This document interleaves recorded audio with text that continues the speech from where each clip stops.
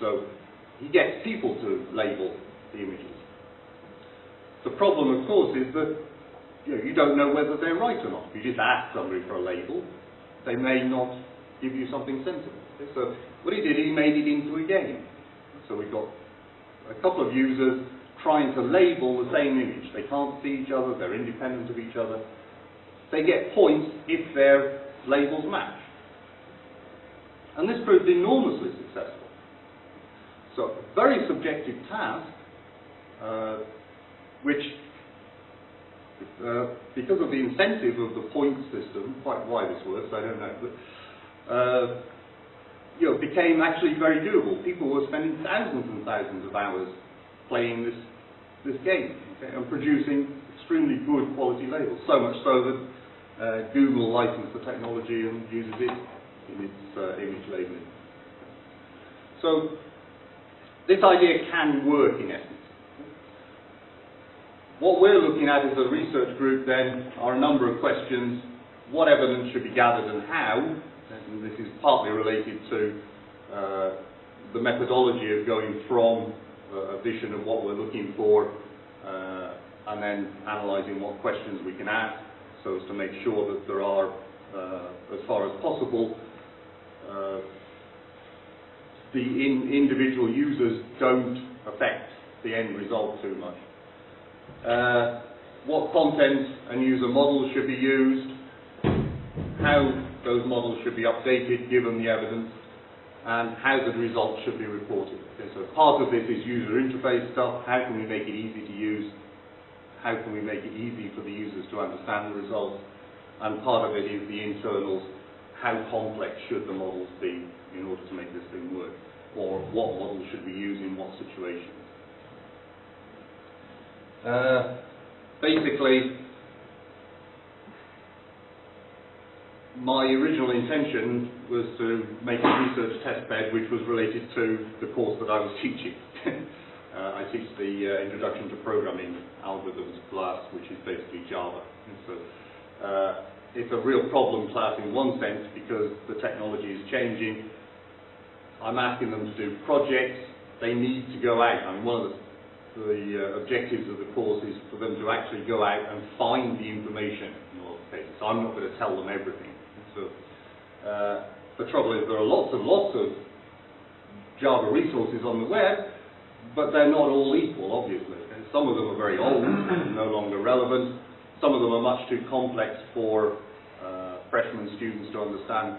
Some of them are plain wrong. Some of them are just not such good examples. Okay? So I find one or two resources that I think are quite good, but clearly I have a limited amount of time and I can't find everything. So the fact that there are now 400 odd students on this course, it's a good opportunity. They browse the web all the time. All of that manpower can hopefully find better and better resources. So the idea is to create, in essence, a quality wiki-like resource where we're not only getting the resources, references to these good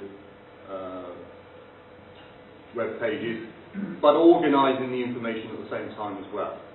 So that was basically the task. When I wrote the paper several months ago now, wasn't it? We were looking at Drupal or MediaWiki.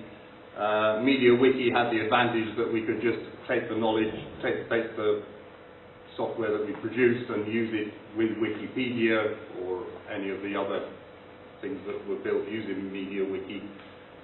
Drupal had more infrastructure in it, so we were looking at those. But then, suddenly, when the semester started, the university suddenly decided to start using Moodle. Okay, so we thought, rather than sort of duplicate effort, the students are going to be using Moodle anyway, we should probably switch to that. So we started looking at developing an add-on module for Moodle. So I was hoping that we would have done it and I could actually show it to you now, but unfortunately this didn't work. So, but hopefully before the beginning of next semester it will all be working and set up and we can actually start using it. So rather than go through the rest of those, maybe it's best if I just pack up there so we can go to lunch on time. basically, web's increasingly important information resource.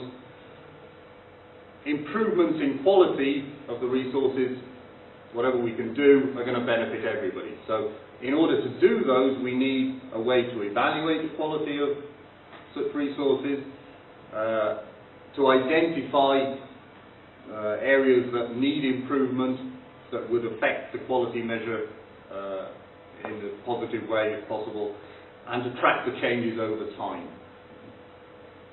So basically our research group then is aiming to produce such a clear understanding of this, a framework in which we can sort of look at any particular application and try and suggest appropriate ways to do this. And hopefully some modules that we can use, or that people can just pick up, plug into Moodle or Drupal or whatever. So I'll stop there. Thank you very much for your time and attention. I don't know how much time we've got for questions now, but I'm happy to do that if people want to talk to me afterwards or send me an email. I'm happy to discuss this anytime. Thank you very much.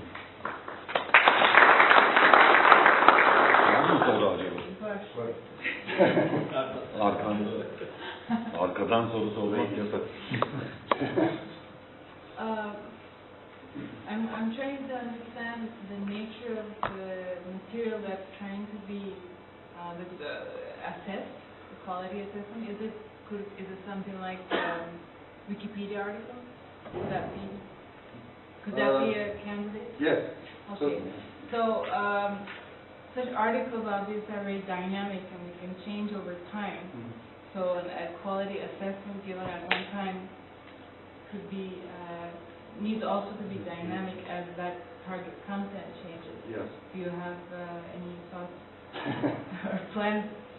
I've got some concerns about it. Let's say. I don't quite know what to do about it, I must admit. Probably we will be looking at things which don't change that rapidly. But at the same time, is it really a concern? I'm not sure. Sorry?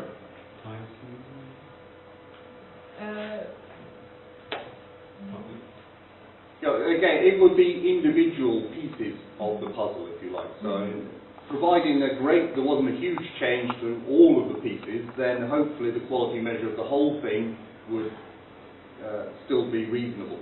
So the idea is to produce a number or a set of numbers which give you an idea of how good Wikipedia is as a whole.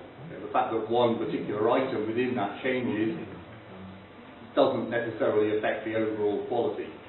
It does to some extent, but right. Yeah, but in but then that it would vary certainly. If it was something like, let's say, about Java language, which we can expect to be quite extensive in Wikipedia, if it experiences a significant change, then you could perhaps modify your quality assessment number to include some question mark, like reduce it by, I don't know, 10% or 20%, depending on if you keep track of it over time, and say, well, at some time, some revisions, this had a very high quality, and right now it's experienced a significant change, so we're not sure.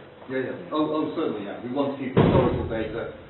The other thing as well is that we might want to say, you essentially make use of this social networking thing, so you want to say, there's not the same measure for everybody, but you want to say, I want to measure for just my friends. What do my friends think of each of these articles? Or a preference, a group of individuals in the same way that recommendation systems do. So it should be dynamic ideally, but these are research questions. Right. I don't have answers to them. I have one more small question for the hungry audience. So there's a lot of attention to the readers, the consumers of this material in rating for the quality assessment. Does your model also include the author, perhaps, with the perspective of somebody who has a reputation of producing high quality materials? To a large extent, obviously, the readers are the authors as well. So there's obviously an overlap there. The problem is to figure out who